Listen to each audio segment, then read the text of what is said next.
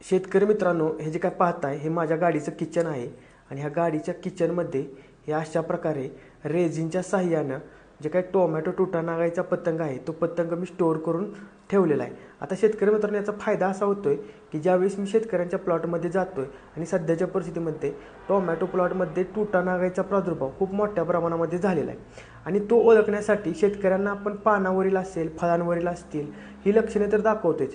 त्याबरोबर जेव्हा आपण हा पतंग आहे या पतंगाचं हे किचन दाखवतोय त्यावेळेस शेतकऱ्यांच्या लक्षात येते की अशा पाकोळी आमच्या पण शेतामध्ये उडत आहेत, म्हणजे शेतामध्ये त्या आलेल्या आहेत. या पाकोळी आल्यानंतर या अंडी घालतात, त्या अंड्यातून अळी बाहेर पडते. अळी मग फर्स्ट स्टेजची अळी, सेकंड स्टेजची अळी, थर्ड स्टेजची अळी जी काय आहे, जेणेकरून शेतकऱ्यांना चांगल्या प्रकारचं मार्गदर्शन आम्हाला करता येईल.